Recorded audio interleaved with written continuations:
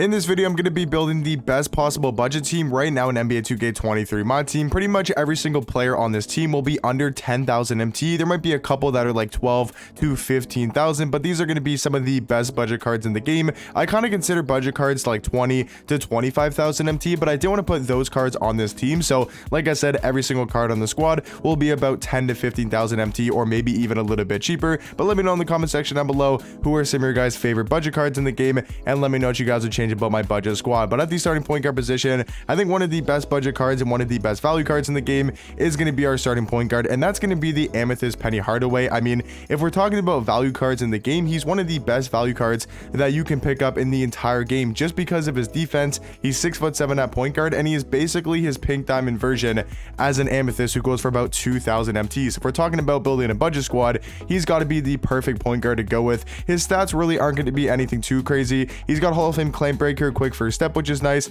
Jump shots only on normal timing, but just all around, he's a 6'7" point guard who plays good defense. And once Penny Hardaway gets a new card, whether it's a Galaxy Opal or a Dark Matter, he could be one of the new best point guards in the game. But at the starting shooting guard position, we need a guy that can score the ball, because Penny Hardaway, he's there to play defense and not really put the ball in the hoop, but a guy that can score the ball at a very high level is going to be our starting shooting guard, who is going to be the pink diamond Gerald Green. I mean, this card really isn't too crazy on defense. He might be a little bit of a liability, but he's going to be so nice on the offensive end. Being a 6'7" shooting guard, I think he's one of the more underrated budget cards in the game. Like, you can find him for about 7,000 MT. He's got a 93 3 ball, 88 mid-range. He's going to be one of the best slashers for a budget card in the game, having a 98 driving dunk, 98 vertical. He's also got Hall of Fame posterizer, limitless takeoff, fast switch, fearless finisher. He's super fast with 93 speed, 93 acceleration. He's got Hall of Fame catch and shoot, Hall of Fame limitless range.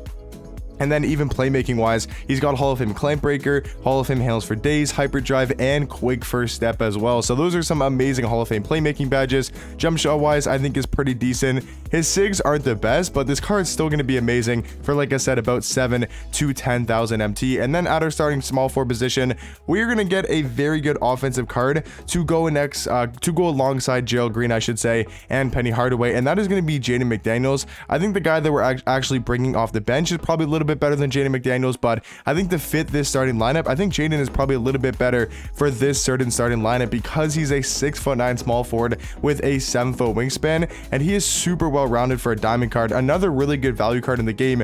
Like, we're talking about a guy that goes for 5,000 MT or less, and he is honestly a top 7, 8, maybe I would say a top 10 small forward in the game, most likely, because we did get some really good small forwards recently. So he's probably somewhere in that top 10 range, I would say, maybe top 15, but that is really good for a diamond card. He's got the Curry escape as well, which is probably one of the best things about this card, is because he can Curry slide. He's got that really good Curry escape, and his movement for a 6'9" small forward is going to be very, very elite. So Jaden McDaniels is going to be our starting small forward. Talking about the starting power forward, easily the best budget 4 in the game, and that is going to be pink diamond Christian Wood. I feel like he's another underrated kind of budget card in my team that not too many people are talking about, but he's a great 6'10" power forward. Also does have a 7'3" wingspan, so really good player model for the power forward position. And then you take a look at the stats. He's got a 90 driving dunk, 90 standing dunk. He's going to be good at going to the rim, like I said.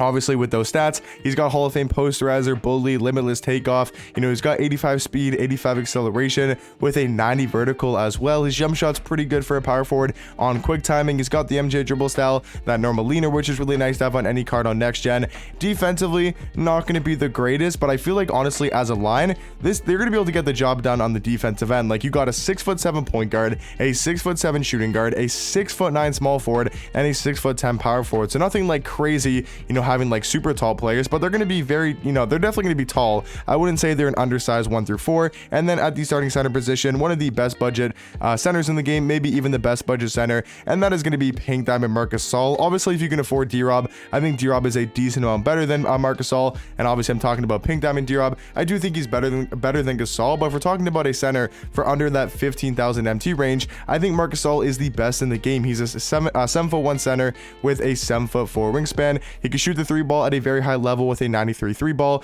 93 mid-range, Hall of Fame catch and shoot, corner specialist, limitless range. He's a solid defender as well with a 92 block and a 96 interior defense. We take a look at the animations. He's got a jump shot on quick timing, so a very solid jump shot for a center Marc Gasol card. And then he's also got the MJ dribble style and the Kobe Bryant escapes. I mean, this card can move a little bit for your 7'1" center. So yeah, guys, that's going to be the best possible starting lineup for the best budget team in the game. But off the bench, you can make a real argument that the bench could be better than the starting lineup, because at our backup point guard spot, we're going for, once again, another super underrated budget card is going to be Anthony Simons. He's a shooting guard point guard, 6'3" with a 6'9" wingspan. I mean, he's just another rim running guard who's a little bit undersized, but he's going to be so nice on the offensive end, having a 98 driving dunk, 95 vertical. He's also super fast, 94 speed, 94 acceleration. He's got a pretty decent jump shot. He's got some he's got some good dribble sigs. He's got that normal leaner. Like, he's actually a very solid defender as well. Good playmaking stats,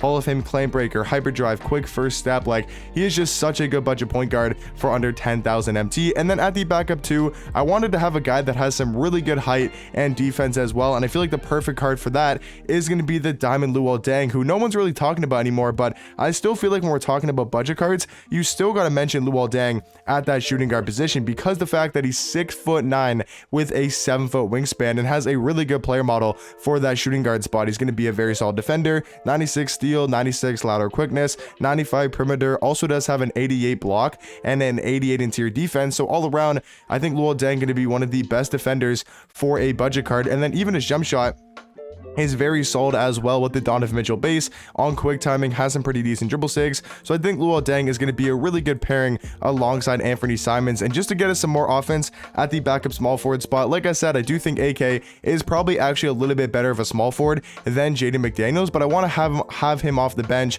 to go alongside Anthony Simons, who might be a little bit undersized and just needs those tall shooting guard small forwards and really good defenders around him. And that is exactly what AK and Luol Deng are going to bring to the table. Another 6'9" card. He's got a 7-foot wingspan just like Luol Deng, and AK is one of the best defenders in my team. He's got a 97 block, 97 steal, 97 lateral quickness, 96 perimeter, I should say, with a 94 interior defense. I mean, literally one of the best defenders in the game. Tons of good Hall of Fame defensive badges like anchor, challenger, clamps, glove, interceptor, menace, off-ball pest, post, lockdown. He can knock down the three ball, has a 90 ball handle, Hall of Fame claim breaker, quick first step. I mean, this card really does it all for about 10,000 MT. And then at our backup four, just to get a little bit more offense, because we do have AK and Luol Deng, who are the greatest offensive cards. So we're actually going to go for Amari Stoudemire, who once again probably could start over Christian Wood because he's such a good offensive card.